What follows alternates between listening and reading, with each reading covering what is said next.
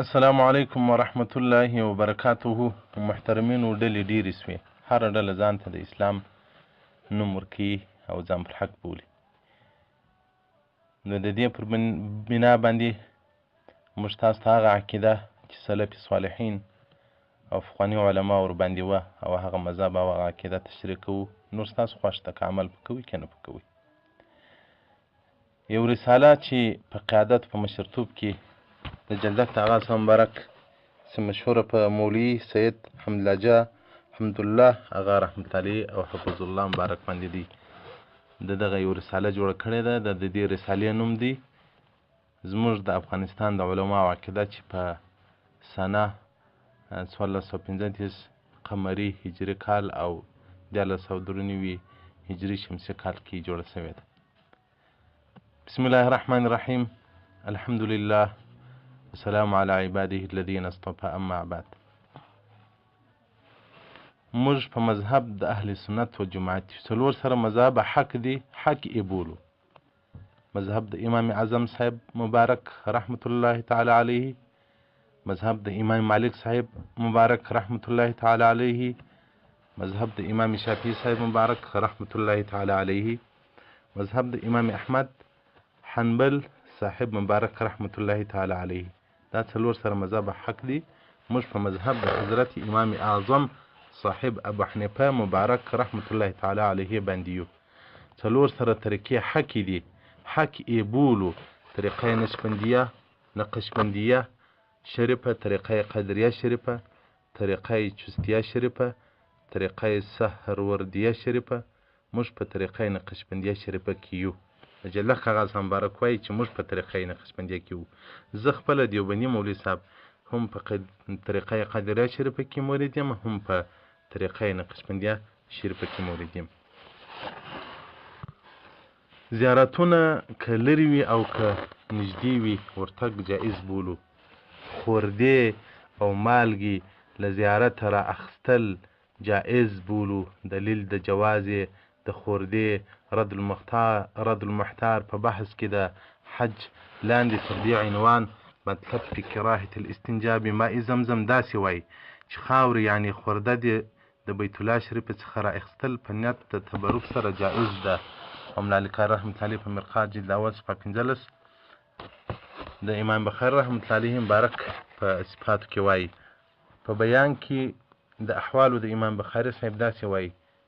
چې د مبارک چې دفن سو نو له قبر څخه د مشکو خوشبویي راپورته سوه، نو خلکو خاورې یعنې خوردې تبرکن ځینې وړلې. او دغه رنګه تیسیر القاري شرحه د صحیح البخاري جلد اول صفحه 6 په بیان کې د احوال د امام بخاري صاحب همدغسې وایي. او شیخ الاسلام پر همیش د تیسیر القاري جلد اول صفحه 9 همدغسې وایي. رحمت بیان وایي د حرم شریف څخه خاورې یعنې خوردې، شګې، وچ لرګي او غیره تبرکن کور ته وړل جایز دي، په دې شرط چې حرم شریف ته نقصان نه وي. رحمت بیان جلد اول صفحه 120. له زیارت څخه مالګې او شګې او خاورې یعنې خوردې را اخیستل جایز دي. او طریقه د استعمال یې دا ده چې خاوره یعنې خورده په اوبو کې واچوي، نو هغه وخت چې اوبه صافې سوې نو دی بیا غوړپ کې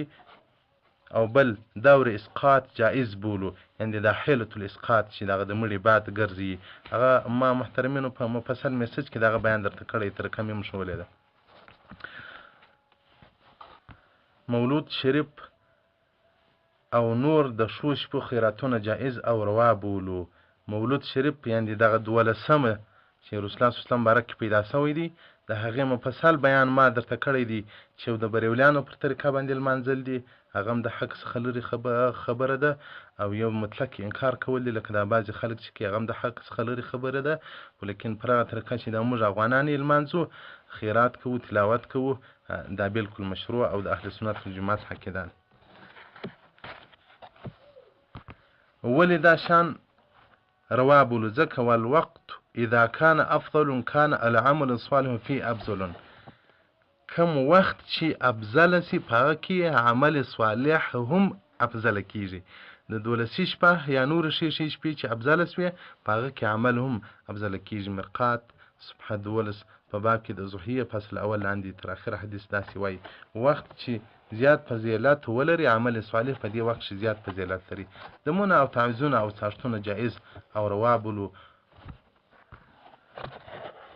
اوس هم په طریقه د تصوف کې ځان داخلول جایز او ښه بولو الحمدلله د افغانستان ټول خلک په طریقت کې داخل دي او بعضې مبارکین که نه وي داخل سوي عقیده ورته لري حق یې بولي ښایي فرصت به یې نه وي پیدا کړی او دا خبره دې معلومه وي چې منکر او بد کار چې له هره نیک او ښه کاره سره ملګری سي هغه ښه نه دی یعنې هر نیک کار چې بد سي هغه بیا ښه نه دی خو لیکن ښه کار په ښه بولو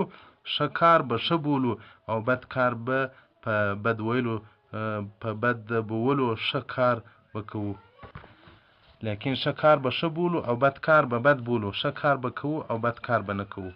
او محمد بن عبدالوهاب نجدي او د ده اتباع چې د ده پیرو کې چې وهابیان یې بولي موږ د دوی په باره کې داسې وایي لکه څنګه چې په رد المحتار باب البغات کې وایي او لکه څنګه چې په تفسیر ساوي لاندې تر دې آیات ان الشیطان لکم عدو فاتخذوه عدوا انما يدعو حزبه ليكونوا من اصحاب السعير سورة الفاتر 5 آیات او لکه څنګه چې فیض الباري جلد اول صفحه 101 یعنی دا کتابونه یې ښه نه بولي موږ یې هم ښه نه بولو او دعا کول وروسته تر فرض او سنتو په هیئت اجتماعي سره مستحب د بدعت نه ده نور الازاح مراکل فلاح تحتاوی فیض الباري جلد 2 صفحه 180 او 411 دا خاص د دعاو په باره کې دي او دا او ورسته کتابونه د ټولو ذکر سوو مسایلو په باره کې دي یعنې دغه مسایل چې موږ ځینې اخیستي دي هغه سم مبارک وایي دغه لاندې کتابو څخه مو رااخیستي دي البصائر تصنیف د مولوي حمدالله جان صاحب ډاګر رحمت الله سیف القندهاري تصنیف د مولوي عبیدالله صاحب ایوبي القندهاري رحمت الله علیه اثبات الاغراض تصنیف د مولوي شایسته ګل صاحب نور الصغرا تصنیف د مولوي نور الدین صاحب چمن جرة الائمه تصنیف د الحاج مولوي عبدالقیم اخندزاده صاحب او په دې باره کې نور کتابونه هم شته نو دا کتابونه تاسو ته په ښه غور او په بې تعصبۍ وګورئ او دا مخکې ذکر سوي مسایل به په ښه تفصیل سره له دلایلو درته بیان کړي نو هر څوک چې پر هغه مخکې بیان سوي عقیده باندې وي نو هغه سړی په مدرسه جامعه رحمانیه عرفانیه کې تعلیم او تعلم استازي او شاګردي کولی شي د هغه مبارک وایي زما په مدرسه کې چې دغه عقیده ولري هغه څوک استاز هم جوړېدلی شي او شاګرد هم جوړېدلی شي او که پر هغه عقیده نه وي بیا یې نشي کولی او زموږ د افغانستان علما او مشایخ او عام ټول خلک نه وهابیان دي او نه سلفیان دي او نه اهل حدیث دي او نه پنجپریان دي او نه بریولیان دي بلکې ټول اهل سنت والجماعت دي پر مذهب د حضرت امام اعظم صاحب مبارک رحمت الله باندې دي څو نفره که پر بله لاره خطا سوي وي هغو ته اعتبار نشته لا حول ولا قوة الا بالله العلي العظیم محترمینو زما د مولوي دیوبندي هم دا عقیده ده چې نه والله ثم تله که بریولی یم نه والله بالله ثم تله که وهابي یم نه والله بالله ثم تله که پنجپیره یم نه والله بالله ثم تله که اهل حدیث یم دغه مې عقیده ده چې د افغانستان د سلفو صالحینو علماو عقیده ده مصنف د دې رسالې فقیر مولوي سید حاجي حمدالله جان آغا صاحب فائز مدرسه نور المدارس فاروقي الحنفي مذهبا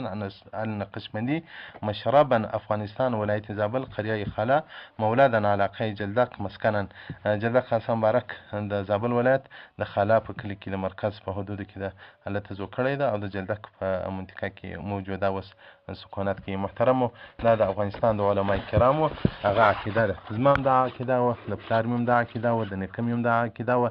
د زامن مې هم انشاءالله دغه عقیده وي که زما سره په تعلیم القرآن ګروپ کې څوک داخلېدل غواړي او یا زموږ په حنفیه مدرسه پیج کې او یا د شریعت طریقت پیج کې یا نور کوم پیجونه چې زموږ د ملګرو دي په هغو پیجو کې که څوک زموږ سره ملګري غواړي زموږ دغه عقیده ده که د دغه عقیدې سره موافقه لري الله دې راولي زموږ د سترګو تور دی او که له دغه عقیدې سره موافقه نه لري نو زموږ بیانونه هم ګټه نه ورته کوي الله جل جلاله دې دغه زموږ بیان او د هغه مبارک رساله چې موږ تاسو ته تشریح کړه الله په خپل دربار کې قبول او منظوره وګرځي جلده کاغا صاحب مبارک رحمت الله علیه حفظه الله د کابل د حضرت صاحب مبارک چې روسانو شهید کړي د هغه شاګرد هم دی او مورد و خلیفه یې هم دی چې هغه په افغانستان کې یو جید عالم دی او تقریبا له افغانستان کې علما کرام او عوام یې ټول پیژني. والسلام علیکم ورحمة